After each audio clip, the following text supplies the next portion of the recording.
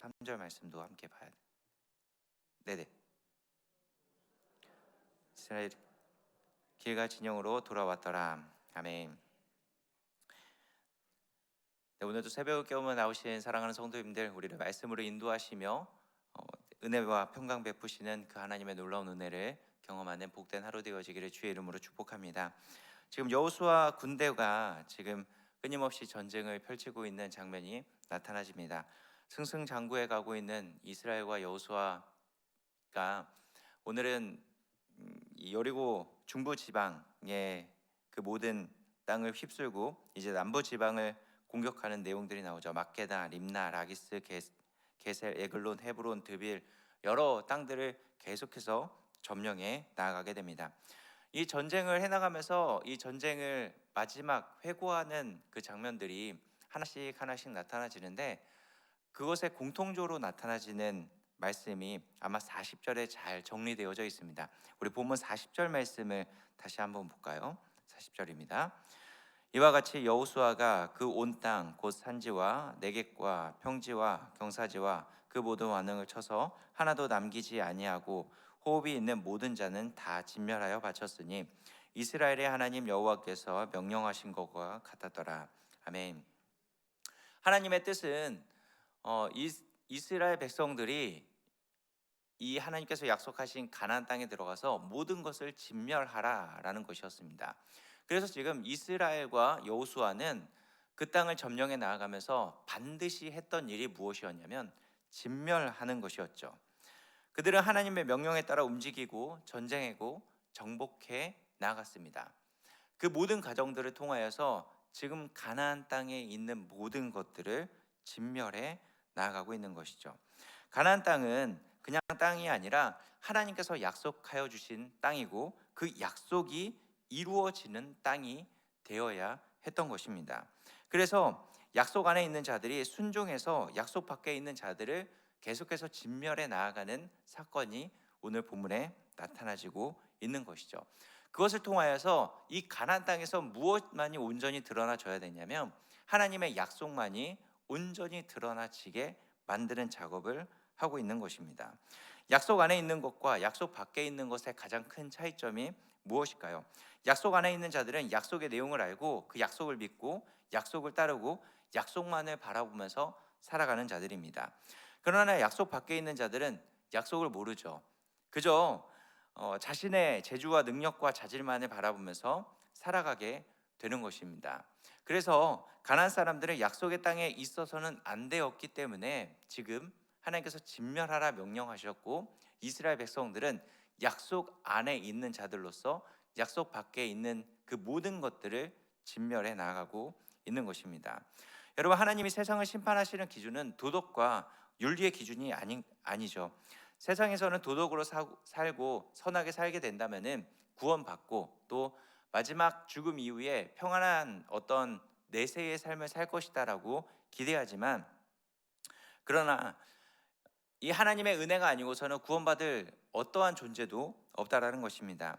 하나님은 세상의 죄를 드러내기 위해서 약속의 자손인 예수 그리스도를 우리에게 보내주셨죠. 그리고 그 아들을 믿는 자들을 약속 안에 있는 자들로서 여겨주시고 약속의 자손으로서 그분을 예수 그리스도 안에서 구원의 은총을 베풀어 주시는 것입니다. 이스라엘 백성들도 이 유월절 어린 양을 통하여서 이 약속 안에 들어오게 되는 자들이고 예수 그리스도의 은혜를 덧입게 된 자들인 것이죠. 그러나 가나안 사람들은 이 어린 양의 피, 예수의 은혜를 전혀 알지 못하는 자들이었던 것입니다. 그래서 가나안을 진멸해 나아가고 있는 것이죠. 그럼 우리는 이 예수 안에서 구원받은 자들로서 무엇을 진멸해 나아가는 삶을 살아가야 되는 것일까요?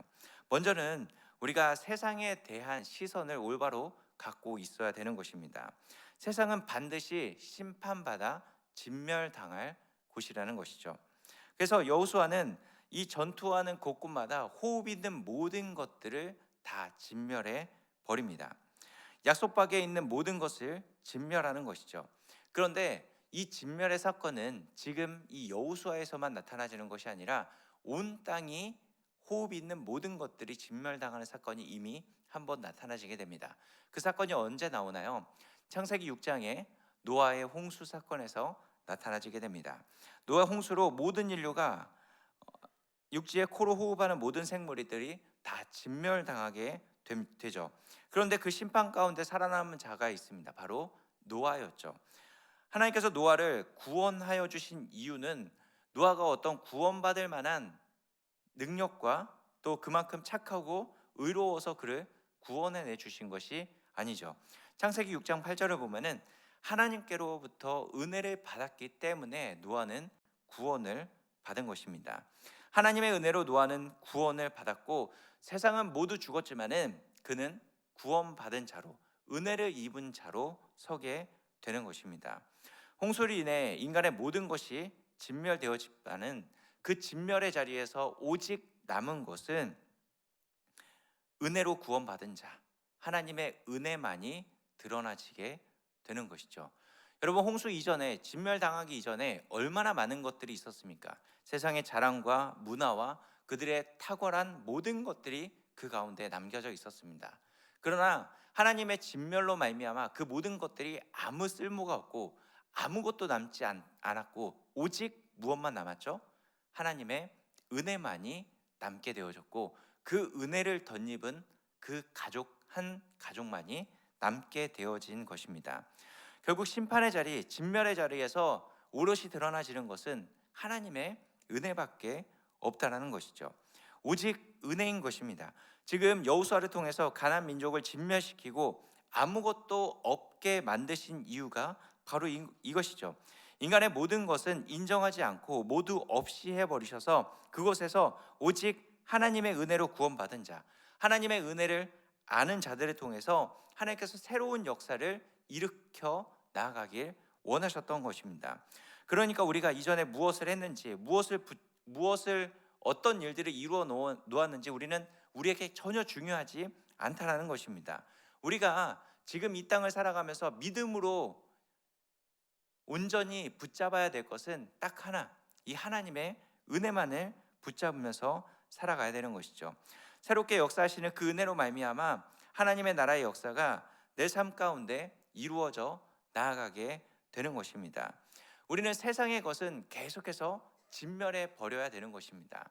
세상의 가치관, 세상에서 따라 나아가고 있는 여러 세상의 소리들, 이것들을 계속해서 진멸해 나아가면서 우리는 그것을 따라 나아가는 것이 아니라 이것은 반드시 하나님 앞에 심판받아야 될 것이라는 것을 깨닫고 우리에게 주어진 그 하나님의 은혜만을 우리는 붙잡아 나아가야 되는 것입니다. 여러분, 세상의 시시한 것에 왜 우리가 이렇게 목숨을 걸고 있습니까? 세상의 초등학문, 세상에 썩어질 것, 진멸당할 것에 마음과 힘과 뜻을 쏟고 있다면 그것만큼 어리석은 것은 없을 것입니다.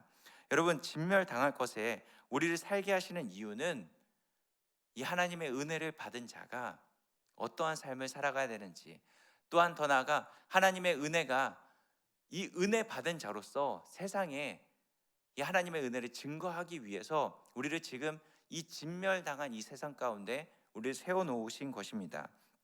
그렇기 때문에 우리 심령 안에 무엇으로 채워야 될까요? 하나님의 은혜로만 채워 나아가야 되는 것입니다. 그러면서 진멸당할 이 세상 가운데 한 걸음 한 걸음 우리의 삶을 살아내면서 진멸당할 사람들과 같이 함께 동조해 살아가는 것이 아니라 오직 하나님의 은혜로 구원받은 그 구원의 은혜에 감격하면서 하나님의 은혜가 무엇인지 진멸당할 사람들에게 나타내는 삶을 살아가야 되는 것입니다. 우리는 그렇기 때문에 오직 하나님의 은혜만을 간구하면서 살아갈 수 있어야 되는 것이죠. 여러분, 우리는 진멸당할 세상 가운데서 우리도 똑같이 진멸당할 자들이었습니다. 우리가 아무것도 하지 않았음에도 하나님은 우리에게 은혜와 은총을 더하여 주셔서 구원해 주신 것이죠. 이 은혜는 누구에게나 주어지는 것이 아닙니다. 하나님께서 태초 전부터 택하여 주신 하나님의 백성들에게만 부여되는 특별한 은혜인 것입니다. 이 은혜를 깨닫고 믿고 감격하고 반응하였기 때문에 우리가 지금 이 자리에 설 수 있게 되는 것이죠. 이제 우리는 이 은혜를 받았기 때문에 이 은혜를 증거하는 자리로 나아가야 되는 것입니다. 여호수아처럼 다 진멸하여 바쳤으니 이스라엘의 하나님 여호와께서 명령하신 것과 같았더라 라고 하는 이 말씀의 삶을 살아내야 되는 것입니다. 여호와께서 명령하신 것과 같은 그 삶이 우리 가운데 나타나줘야 되는 것이죠.